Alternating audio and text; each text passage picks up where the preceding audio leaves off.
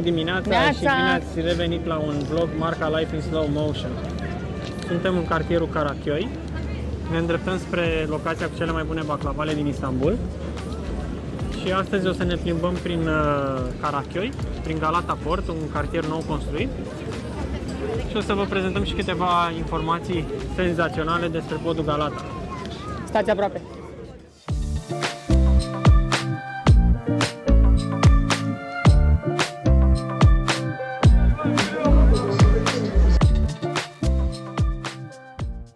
Principala intrare în cartierul Karaköy se face de pe podul Galata, podul din spatele meu.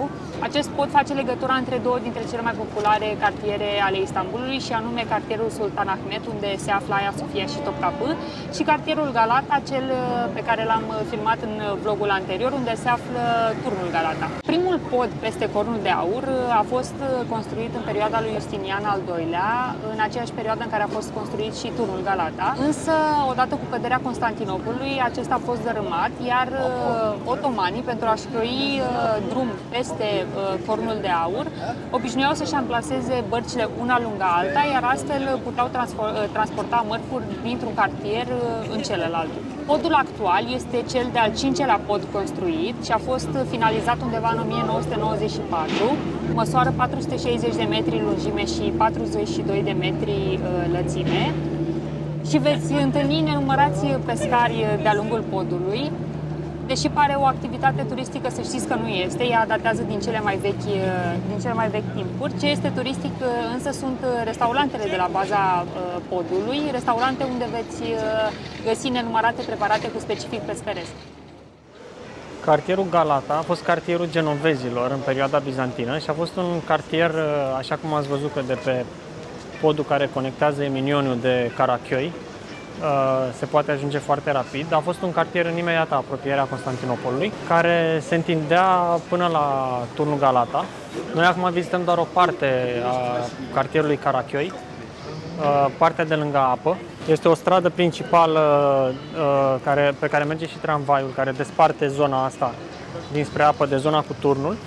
Numele Karaköy înseamnă satul negru, dar e posibil ca numele să vină și de la evrei caraiți, care au fost populația majoritară într-o perioadă în acest cartier.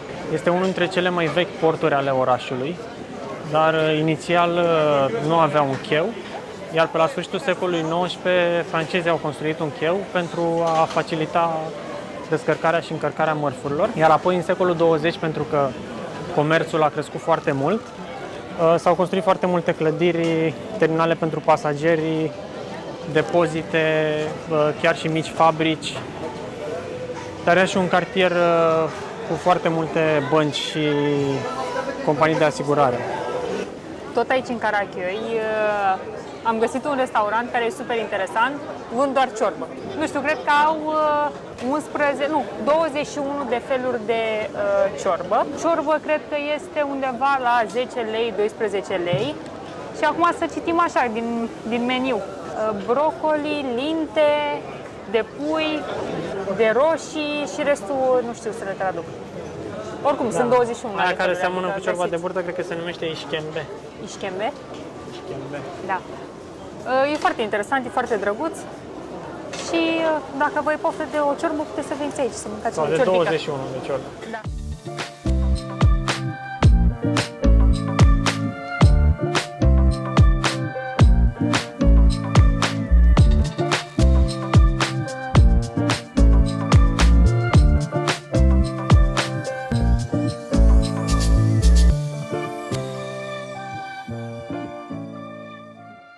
În cartier încă se găsesc multe biserici creștine, chiar ortodoxe, și sinagogi, iar pe la 1900 se găseau foarte, foarte multe taverne grecești. E o zonă foarte mișto de plimbat pentru că nu e foarte mare, adică nu e un cartier extrem de mare și e drept. Nu e la deal și la vale. Ăsta este un aspect foarte important în Istanbul. Unde vedeți pe drept, profitați pentru că sunt foarte puține locuri unde nu este nevoie să depuneți efort ca să vizitați ceva.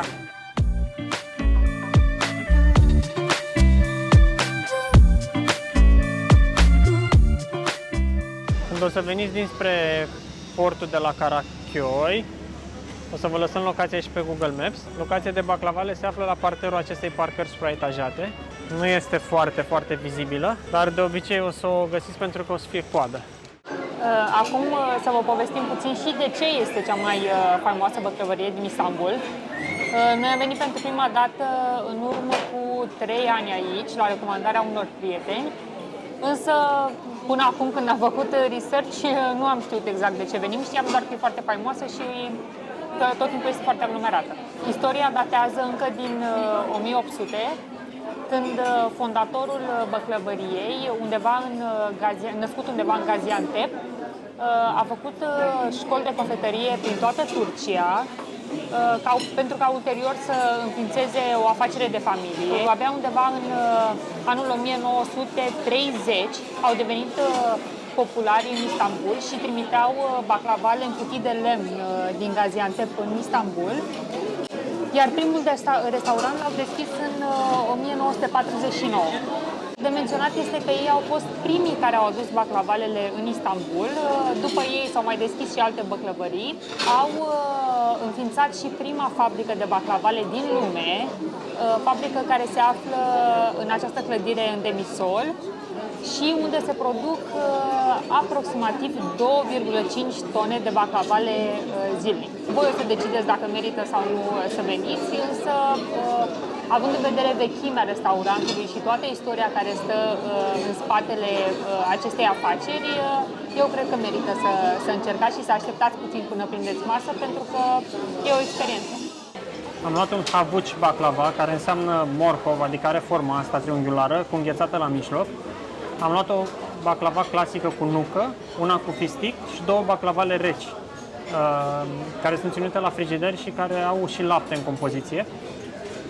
Sistemul de plată și de comandă și de a lua baclavalele e self-service și e puțin complicat. Trebuie să mergi prima dată la o casă, unde zici ce vrei, plătești, după care cu bonul te treci pe la mai multe standuri. Unii îți dau baclavalele normale, unii îți dau baclavalele reci, unii spun înghețata în baclava.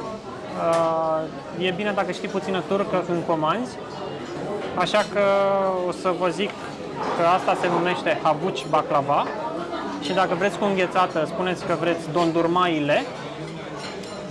Asta clasică cu nucă se numește cevizli baklava, cea cu fistic se numește fıstıklı, iar astea reci cu lapte se numesc soğuk baklava. Și spuneți câte bucăți vreți, bir tane, iki tane, üç tane, adică o bucată, 2 bucăți, 3 bucăți. Sunt unele deja montate, asta e înghețată care se topește, sunt unele deja montate cu caimac. Și caimacul e foarte, foarte... După ce că baclavaua e grea și dulce, caimacul ăla e foarte grețos și chiar nu e bună deloc baclavaua cu caimac, e prea mult. Dar asta cu înghețată e super bună. Să începem degustarea.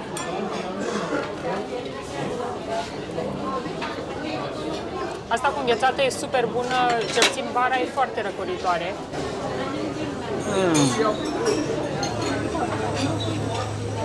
Sunt bune. Doamne, ce bune e! Cât ai plătit pe baclavalele astea? 113 lire.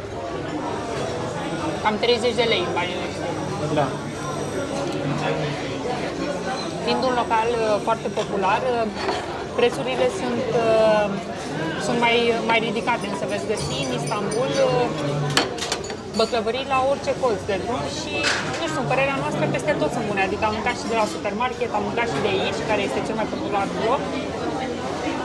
Încerc să-ți acopăr ochiul tău ca să... Și au fost bune peste tot. N-am avut nicio experiență neplăcută. Adică dacă nu ești vreun cunoscător sau degustător de baclavale, nu cred că vei simți diferența. Însă spre deosebire de baclavalele din România, cel puțin, pe care le-am mâncat noi, acestea sunt mult mai aromate și veți sesiza aromă de unt, de nuci și de fistic. Dar mie mi se pare că sunt în general doar foarte dulci, dar fără să aibă vreo aromă aparte. Și pentru noi o surpriză foarte plăcută au fost baclavalele reci. Cele cu cacao au așa o aromă de orez cu lapte. Sunt mult mai răcoritoare. Acum mergem spre... Deja ne apropiem de capătul cartierului Carachioi, de zona asta a Carachiului și ușor, ușor ne apropiem de Galata Port.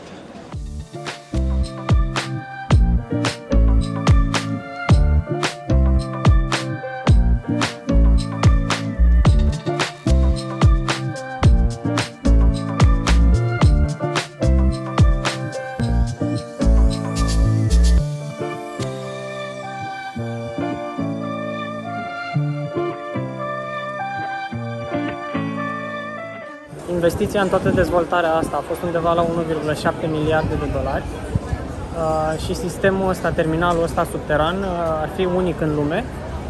Ei se așteaptă să primească în fiecare an doar de pe navele de croazieră undeva la 1,5 milioane de turiști. Astea sunt chepengurile care se deschid în cazul în care un vas de croazieră îndochează aici în zona asta. Se deschid chepengurile astea și formează un zid, așa cum formează și lângă vasul acela. Și facilitează și intrarea turiștilor în subsol.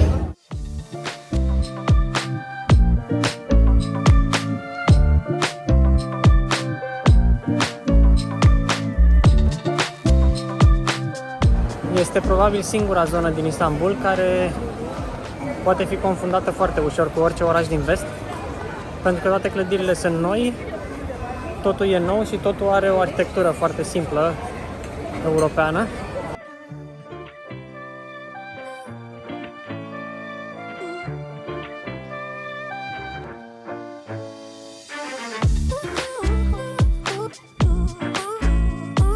Vlogul nostru se încheie aici, am încheiat plimbarea prin Carachioi și prin Galata Port. Acum suntem pe vapor în drum spre Kadıköy, spre partea asiatică. Vă recomandăm să vizitați cartierele astea pentru că sunt foarte frumoase și sunt foarte aproape de Galata Tower și de Galata Bridge. Chiar dacă nu sunteți neapărat chitiți pe shopping sau să mâncați la unul dintre restaurante, este o experiență pentru că nu veți mai întâlni genul ăsta de arhitectură, cel puțin în Istanbul. Este un proiect interesant și acum partea de marketing. Vă rugăm să ne dați like dacă v-a plăcut acest episod și subscribe dacă n-ați făcut-o deja și nu în ultimul rând, share masiv. Și lăsați-ne în comentarii dacă vreți să vedem vreun loc special sau dacă vă interesează ceva anume din Istanbul.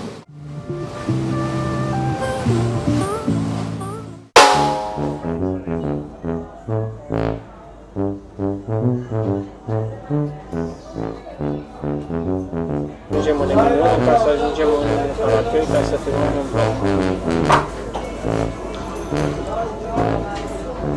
Cel mai vechi port al orașului. Și I'm filming myself. Ciorbărie, ciorbăraie, ciorbărie.